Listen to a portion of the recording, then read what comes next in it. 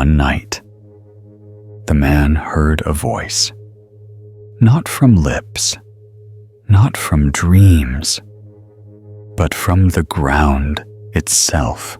Leave everything behind and offer me your son. Upon a lonely mountain, the fire was lit. The boy lay still. The knife was raised, and time stood still. This is where man and God met, not through words, but through blood. Watch until the end, and God will bless you. Ur, an ancient city filled with silent stone gods and twisted moon temples. Each full moon smoke rose high from the altars. The priests chanted in forgotten tongues. Blood, sand, and tears were offered to deities who never answered. Amid this darkness lived Abram, son of Terah, a master of idol. Carving Abram had grown up among stone and fire, but something in his spirit rebelled. He stared at the cold-eyed idols and felt emptiness. Something was wrong. Then one night, long after the fires died and all the world slept, a voice broke the silence. Abram, he sat up, heart pounding. The room was pitch black, but the air vibrated. The voice came again. Leave your father's house. Leave your homeland. Go to the place I will show you. No face, no figure, just a voice, whisper soft, yet it thundered in his chest. By morning, Abram had made his decision. He packed silently. Sarai, his wife, didn't ask why. She saw it in his eyes. Something had changed. Something had touched his soul. Lot, his nephew, came too, and a few servants. None dared question. Deep down, they all sensed it. They were leaving Ur forever. The journey began. The desert burned beneath their feet. Wind carried the smell of ash. The horizon bled with strange color. Abram said nothing. 3 nights later, he dreamed. He was being pulled from the earth by a dark hand. The sky split, and an enormous eye opened, lidless, pupilless, all-seeing. They camped by the oak of Morah. No moon that night, but a voice came again. This place I will give to you and your descendants, if you dare believe. Abram knelt, not from fear, but reverence. Something was watching, something vast, invisible, holy, and terrifying. In the morning, Abram built an altar. No idol, no name, only raw stone and flame. Sarai approached and whispered, "I saw someone standing in the fire." He didn't reply, but he knew she had seen it too. The nights that followed grew stranger. Wind howled like breathing. The sand spiraled as if alive. Servants woke trembling. They spoke of red rivers in their dreams. Lot heard someone calling his name in a voice not human. Uncle Lot asked, "Where are we going?" Abram looked toward the horizon. "To a place where your soul will tremble and then awaken." On the 7th night, they arrived at Shechem. Abram fell to his knees. "The ground?" he whispered. "It's breathing." Then it spoke, not from the sky, but from everything around them. "You who were called out of Ur, you will be father of many nations. But first, you must walk through the darkness." Abram said nothing. He just bowed. In the silence, the wind rose and with it a soft sound like crying or laughter. From beyond the veil of time, night fell. Without warning, the air grew heavier as Abram sat alone, far from the tents. A crow screamed from a withered tree. The shadows lengthened in strange directions, as if the world itself had tilted. Then the voice returned, "Do not be afraid, Abram. I am your shield. Your reward will be very great." But Abram, weary and trembling, lifted his voice, "Lord, what reward can there be? I have no son. My household servant will inherit everything." The silence that followed was absolute. Then a pulse, like thunder in the bones of the earth. "Look to the heavens." Abram raised his eyes. Above, the stars shimmered, but not in their usual patterns. They burned brighter, closer, as if the fabric between worlds had been pulled back. He saw constellations that had no name. Some seemed to move. "Count the stars if you can. So shall your descendants be." Abram dropped to his knees. His breath escaped him like a winded animal. Tears welled in his eyes. He didn't understand, but his heart screamed the word that mattered. Yes, and in that moment, he was declared righteous. But heaven was not finished. The night grew colder.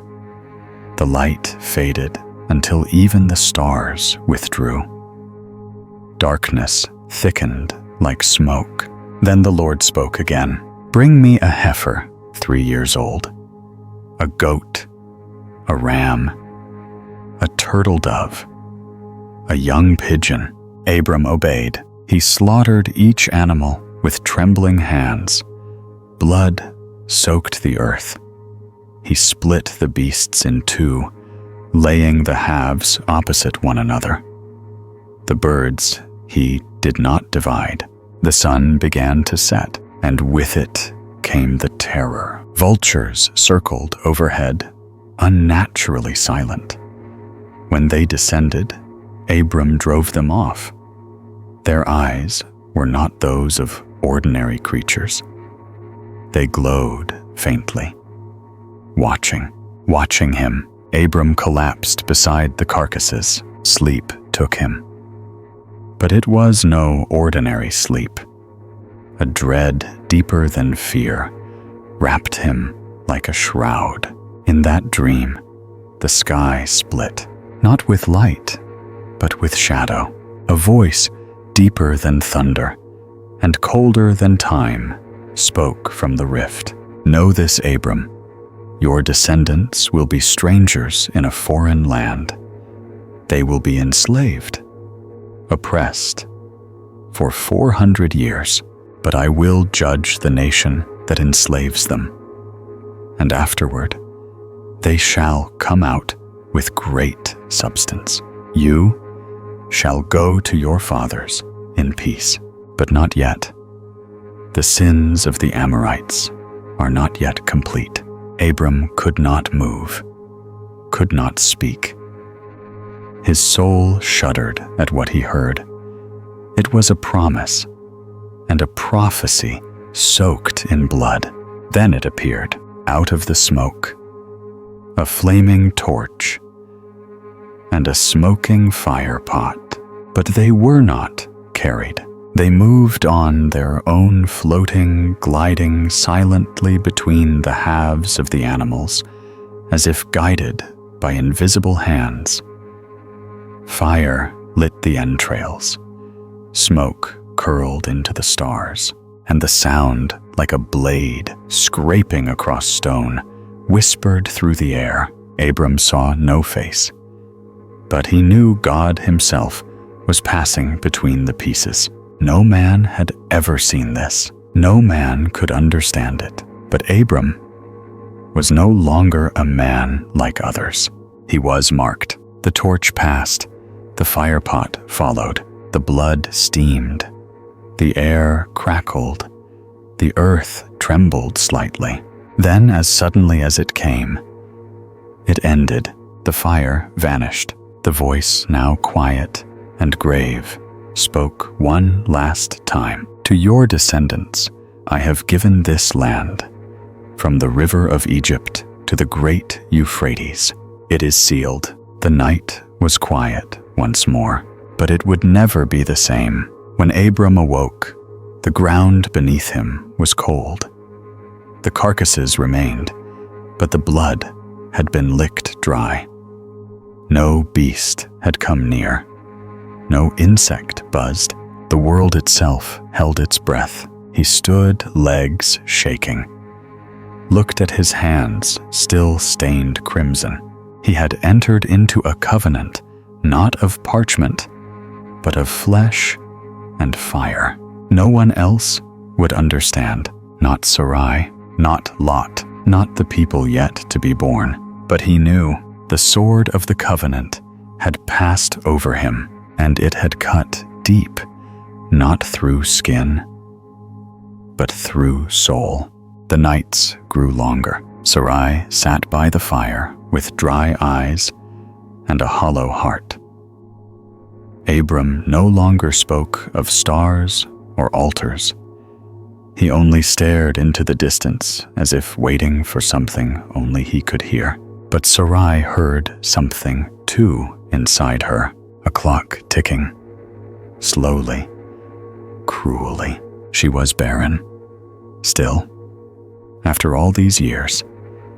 And now, old, the covenant had come. The blood had been spilled, yet no child had come through her womb. One night, as the wind howled outside the tent like a beast in mourning, Sarai stood and whispered, "Take Hagar." Abram turned to her, startled. "She is young, strong, Egyptian. Take her as your wife. Let her bear the promise." Silence. Then Abram nodded. Hagar had no voice in the matter. She was a servant, a foreigner, property. She went to Abram's tent in silence. Her heart thudded like a drum in a burial ritual. The air inside felt thick, unnatural. Something unseen had settled there, watching, waiting. When dawn came, she wrapped herself in her shawl and walked out into a different world. Her body, no longer her own. Weeks passed. Her belly swelled, and so did her pride. She walked with firmer steps, looked Sarai in the eye. No longer a shadow, she became a vessel of life. But Sarai saw her, heard the mocking tone, felt the weight of every silent stare. She grew cold, then cruel. She struck Hagar in secret, cut her words like knives, twisted her days into torment. Abram said nothing. One morning, before the sun rose, Hagar ran. She fled into the desert. Her feet bled. Her breath broke. She didn't know where she was going, only that she had to escape. But the wilderness is not empty. It whispers, it remembers, and on the edge of death, beside a cracked spring near shore, she collapsed. Then came the voice. It was not human. It echoed from within her bones. Hagar, servant of Sarai, where have you come from? Where are you going? She gasped, looked around. No one, only wind and heat and the stillness of dread. Return to your mistress, the voice said. Submit to her. Your son shall be born. You will call him Ishmael. God hears. For the Lord has heard your affliction. Then she saw it, standing across the spring, a figure made of light and shadow, wings of smoke, eyes like molten gold, no expression, no movement. Yet power pulsed from it, like heat from a furnace. She fell face first to the ground. When she opened her eyes, the figure was gone, but the voice remained echoing deep inside. Your son will be a wild one, his hand against every man, and every man's hand against him. She returned. Sarai said nothing. Abram only looked at her, belly wide and full of destiny. Months later, under a red sky, Hagar gave birth to a boy. She named him Ishmael, and when he cried for the first time, the wind outside cried with him. Some said it was just coincidence, but Hagar knew better. Years passed, but the air around Ishmael always felt different. Animals kept away. Fires sparked strangely near him.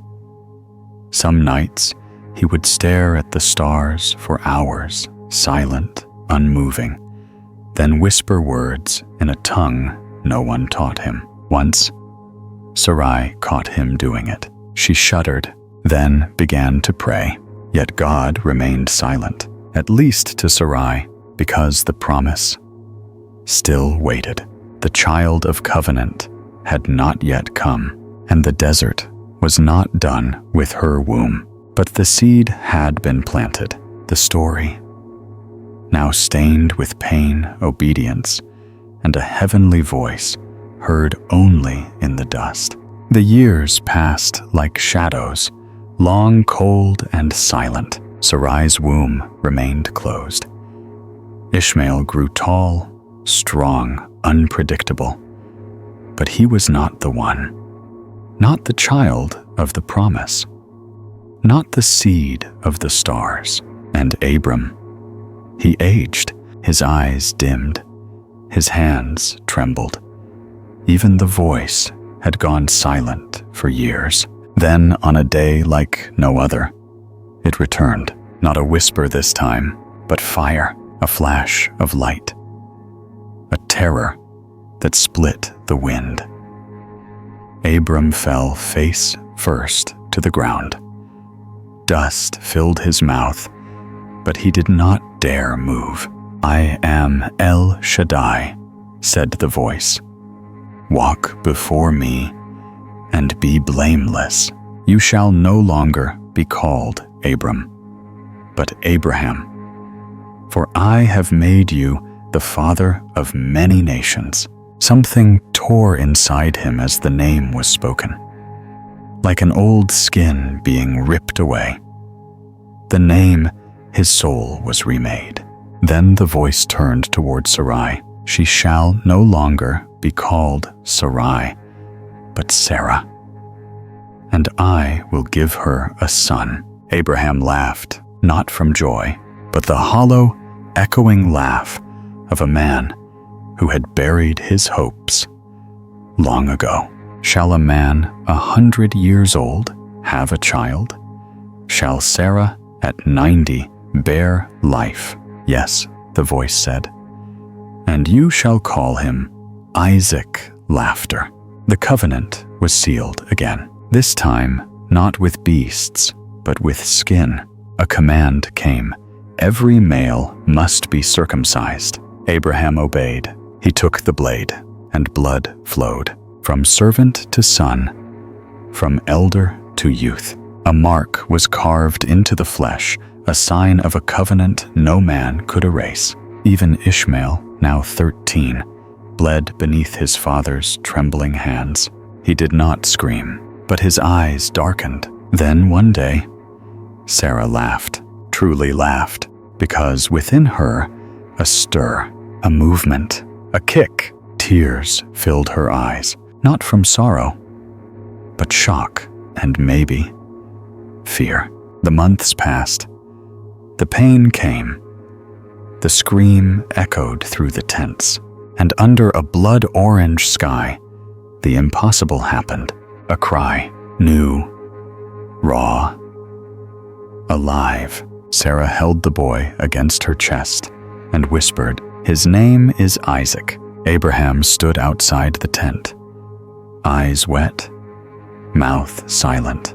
And in the shadows, Hagar watched, her arms empty, her son forgotten. As Isaac grew, the air around the camp changed. Something holy had arrived, something dangerous. Ishmael, now older, stronger, sensed it too.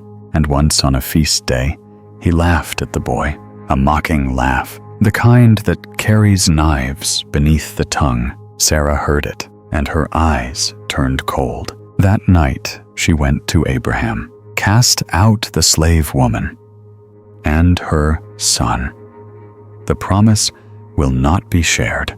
Abraham's heart cracked. But that night, God spoke again. Listen to Sarah. Do as she says. For in Isaac shall your seed be called, and in the morning, with no ceremony, Hagar and Ishmael were sent into the wilderness.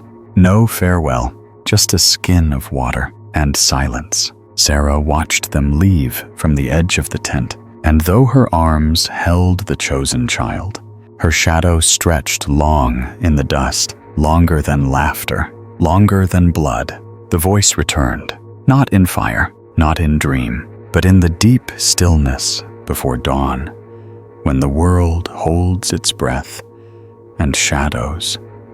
Listen, Abraham, he answered without hesitation. Here I am. And the voice, so calm, it made the bones shiver, said, Take your son, your only son Isaac, whom you love, and go to the land of Moriah. Offer him there as a burnt offering. On a mountain I will show you. Abraham said nothing. He did not cry. He did not scream. He simply stood like a man made of stone and began to prepare. He split the wood himself. Each crack of timber echoed like bone breaking in a tomb. He saddled the donkey, woke Isaac, chose 2 servants. But he did not speak of sacrifice, only of a journey. 3 days they walked. Isaac asked questions. Abraham answered gently, carefully, like one balancing a dagger inside his chest. On the 3rd morning, he saw it, the mountain, dark, lonely, crowned with cloud like smoke. He turned to the servants. Stay here. The boy and I will go and worship and return to you. He lied with reverence, a holy lie. He gave Isaac the wood, placed it on his son's back, and together they climbed. Father, Son, the chosen, and the promise. Isaac looked up. Father, the fire and the wood are here, but where is the lamb? Abraham's voice cracked like dry earth. God will provide, my son. At the top, he built the altar, stone upon stone. No trembling now, only silence. He arranged the wood, then turned to Isaac. Their eyes met. Something passed between them. A recognition, a surrender. Isaac did not run. He did not resist. He lay upon the altar. Like a lamb, Abraham raised the knife. It gleamed in the morning light. His hands shook. His breath caught. The voice in his head was silent now, only the sound of blood thudding in his ears. He closed his eyes. And then, Abraham, the voice thundered. The knife froze. Do not lay a hand on the boy. Do not harm him. Now I know that you fear God, that you have not withheld your only son from me. Abraham collapsed. The knife clattered to stone. He wept violent, silent sobs that tore through years of hurt and drought in his soul. When he looked up, there it was, a ram caught in a thicket, its horns twisted like serpents, its eyes wild, its breath steaming in the cold. He took the ram, bound it, and laid it on the altar where his son had lain. The fire rose, the smoke climbed, the promise burned again. He named the place Yahweh Yireh, the Lord will provide, because on the Mount of Terror, God had seen and spared. They descended together, father and son, but something had changed. Isaac spoke less, and Abraham walked slower, not from age, but from knowing deep in his marrow that he had stood at the edge of obedience and peered into the abyss and returned. That night, under stars that now seemed sharper than before, Abraham looked at his sleeping son and thought, God did not ask for his death, but he demanded his heart. Sarah died at Hebron. One morning, she simply did not wake. Abraham sat beside her body in silence. He did not weep. He did not call out. He only listened, because the tent was no longer empty. Something stood behind the veil watching. He bought a cave in the field of Machpelah, paid full silver for it, refused to take it as a gift, and there, in silence, he buried her, the mother of nations, the only woman who had heard the promise whispered in the same dark. After that, Abraham changed. He still breathed, still moved, but something in him had already crossed over. He walked among his people like a ghost who had outlived his own legend. He spoke little, prayed often, and when he slept, he dreamed not of stars, saw but of eyes watching from far beyond the veil of death. Years passed. He remarried Keturah. She bore him sons, Zimran, Jokshan, Medan, Midian, Ishbak, Shua, each born strong, each carrying a shadow of the covenant, but not its fire. Abraham gave them gifts, but to Isaac he gave everything and sent the others away, eastward, into lands where their names would become storms. Then came the final night. No voice this time, no thunder, only stillness. He lay beneath the stars one last time, the same stars he once tried to count with shaking fingers. They shimmered above, older than any man yet, somehow. Bowing, at the hour between breaths, Abraham died, not in pain, not in fear, but with a whisper, a name spoken to the darkness, a name no one else heard. Isaac buried him beside Sarah in the cave, where the dust no longer settled, because the ground itself remembered him, and even now, it speaks. From his body came nations, from his blood came war, from his silence, prophecy. Ishmael's line became willed fierce, unbroken. Midian's line scattered into the sands. The Edomites, the Amalekites, the children of fire, and Isaac bore Jacob, who would wrestle angels and birth a people marked by covenant and blood. Abraham was gone, but his shadow remained. It moved through time like smoke. It lingered in temples. It stood behind kings. It whispered behind prophets. And when the Son of God came, generations later, he would point back and say, before Abraham was, I am. They still speak his name. Jews, Christians, Muslims, they call him Father, but they do not see what it cost him, what it took to obey, what burned beneath the altar. For he was not chosen because he was strong. He was not chosen because he was holy. He was chosen because when God whispered from the void, he said yes and never looked back. He did not look back. He did not tremble. He did not bargain. He walked through darkness and reached the edge of faith. From a solitary man, Abraham became the father of nations, not because of strength, but because he listened, and obeyed, even when obedience meant fire and blade. And you, if you too hear a whisper in the silence, don't ignore it. You may be standing before your own covenant. Thank you for watching to the end. God will bless you. Like, share, and subscribe if something in your soul was stirred.